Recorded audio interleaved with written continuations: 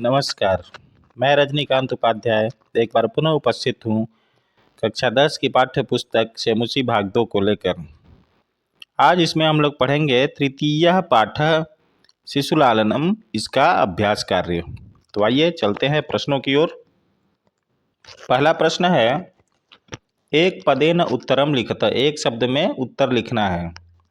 कुशलवौ कम उपसृत्य प्रणमतः, कुशलव किसके पास जाकर के प्रणाम करते हैं? तो उत्तर होगा रामम।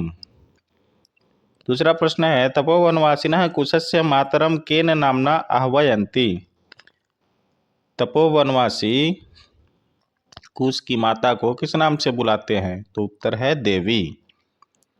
वयोनुरोधात कह लालनीय भवति, आयु के अनुसार कौन लालनीय होता है? तो उत्तर होगा शिशुजनः अर्थात बच्चे। केन संबंधेन वाल्मीकि लवकुशयोः गुरुः, किस संबंध से वाल्मीकि लव और कुश के गुरु हैं? तो उत्तर होगा उपनयनोपदेशेन।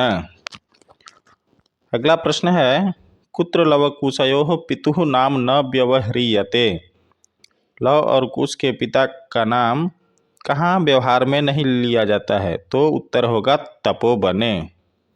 अगला प्रश्न है, अधोलिखितानां प्रश्नानां उत्तराणि संस्कृत भाषया लिखत, नीचे दिए गए प्रश्नों के उत्तर संस्कृत भाषा में लिखें।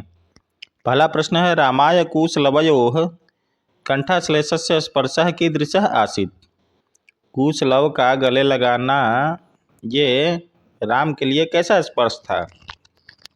उत्तर है, रामाय कुशलवयोः कंठाश्लेषस्य स्पर्शः हृदयग्राही आसीत्, वो स्पर्श हृदय ग्राही राम के लिए था, हृदय को छू लेने वाला।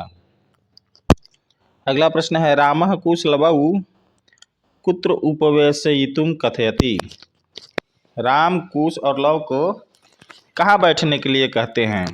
तो उत्तर होगा रामः लवकुशौ स्व अंके उपवेशयितुं कथयति, अपने गोद में बैठने के लिए कहते हैं। अगला प्रश्न है, बाल भावात हिमकरः कुत्र विराजते, बाल भाव के कारण चंद्रमा कहाँ विराजमान होते हैं?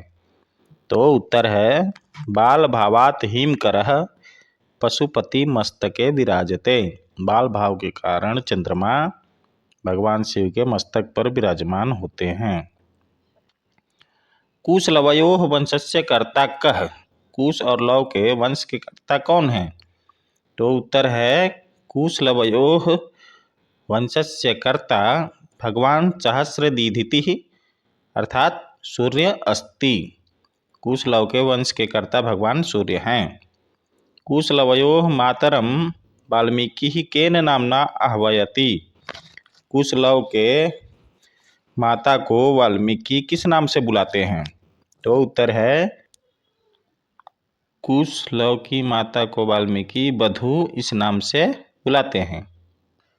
अगला प्रश्न है, रेखांकित पदेषु विभक्तिं तत्कारणं च उदाहरणानुसारं निर्दिशत, रेखांकित शब्द में कौन विभक्ति है और उसका क्या कारण है, इसको उदाहरण के अनुसार बताइए। जैसे उदाहरण देखते हैं, राजन अलम अति दाक्षिण्येन, तो अति दाक्षिण्येन रेखांकित शब्द है, तो इसमें तृतीया विभक्ति है। क्यों है तृतीया? तो अलम के योगे, अलम योगे, अलम के योग में तृतीय विभक्ति होती है, इसलिए है। इसी तरह रामः कुशलवौ आसनार्थम उपवेशयति, तो यहाँ पर आसनार्थम में द्वितीय विभक्ति है। क्यों? उपसर्ग पूर्वक विस धातु के योग में द्वितीय विभक्ति होती है। धिंग माम एवं भूतम, तो माम, माम में द्वितीय विभक्ति है, धिक योगे, धिक के योग में द्वितीय विभक्ति होती है। अंक व्यवहितम अध्यास्यताम सिंहासनम, तो यहाँ पर सिंहासनम में द्वितीय विभक्ति है। क्यों? अधि प्लस आ धातु योगे, अधि उपसर्ग पूर्वक आस धातु के योग में द्वितीय विभक्ति होती है। अलम अति विस्तारेण, तो अति विस्तारेण में यहाँ पर तृतीय विभक्ति है, अलम के योग के कारण। रामम उपसृत्य प्रणम्य च, रामम में द्वितीय विभक्ति है, उपसर्ग पूर्वक श्री धातु के योग में। अगला प्रश्न है, यथा निर्देशम उत्तरतः, जैसा निर्देश है वैसा उत्तर देना है। जनाम्यहं तस्य नामधेयम्। अस्मिन् वाक्ये कर्तृपदम किम। इस वाक्य में जनाम्यहं तस्य नामधेयम्, इसमें कौन करता है? तो यहाँ होगा अहम, इसमें अहम करता है। किम कुपिता एव भड़ति उत प्रकृतिस्था। अस्मात् वाक्यात्, इस वाक्य में हर्षिता इति पदस्य विपरीतार्थकम पदम चित्वा लिखत। हर्षिता का विपरीतार्थक शब्द, तो हर्षिता होता है खुश होना, तो इसका विपरीतार्थक शब्द हो जाएगा कुपिता। अगला है विदूषकः उपसृत्य आज्ञापयतु भवान। अत्र भवान इति पदम कस्मै प्रयुक्तम। ये भवान शब्द किसके लिए प्रयुक्त हुआ है? तो उत्तर होगा रामाय, अर्थात राम के लिए। अगला है तस्मादंक व्यवहितम अध्यास्यताम सिंहासनम। अत्र क्रियापदम किम। यहाँ पर क्रियापद कौन है इस वाक्य में? तो इसका उत्तर हो जाएगा अध्यास्यताम, ये क्रियापद है। अगला है वयसस्तु न किंचित अनंतरम अत्र आयुषः इत्यर्थे किम पदम प्रयुक्तम। यहाँ आयु सह, इस अर्थ में कौन शब्द प्रयुक्त हुआ है? तो हो जाएगा वयसः। अगला प्रश्न है अधोलिखितानि वाक्यानि कः कम प्रति कथयति।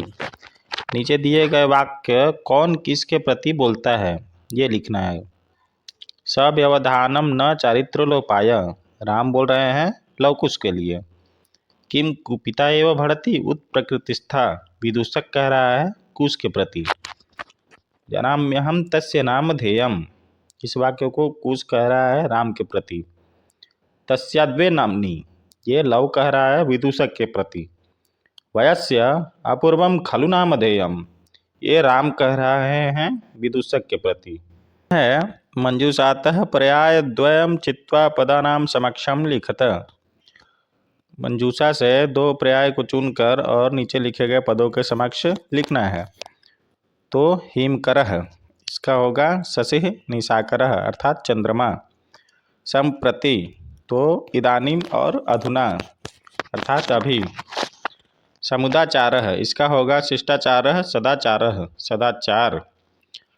पशुपतिः, इसका होगा शिवः चंद्रशेखरः अर्थात शिव। तनयः, इसका होगा सुतः पुत्रः अर्थात पुत्र।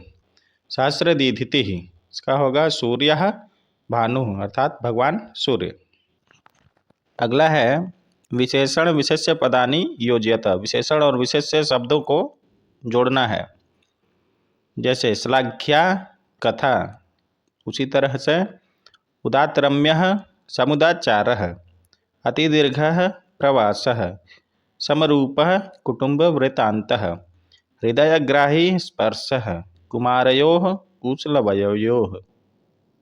अधोलिखित पदेषु संधिं कुरुत। संधि विच्छेद दिया है और इसको संधि करके लिखना है। जैसे द्वयोः अपि, द्वयोरपि, द्वौ अपि, द्वावपि, कः अत्र कोत्र, अनभिज्ञः अहम्, अनभिज्ञोऽहम्, इति प्लस आत्मानम इत्यात्मानम। अधोलिखित पदेषु विच्छेदम कुरुत। यहाँ संधि पद है, इसको विच्छेद करना है। तो आइए देखते हैं। अहम अप्येतयोः, तो हो जाएगा अहम अपि एतयोः। वयोनुरोधात्, इसका होगा वयः प्लस अनुरोधात्। समानाभिजनौ, समान प्लस अभिजनौ। खल्वेतत्, इसका होगा खलु प्लस एतत्। पाठ का प्रश्नोत्तर संपूर्ण हुआ। वीडियो अच्छा लगे तो लाइक और सब्सक्राइब जरूर करें। पुनः अगले वीडियो में मिलेंगे, तब तक के लिए धन्यवाद।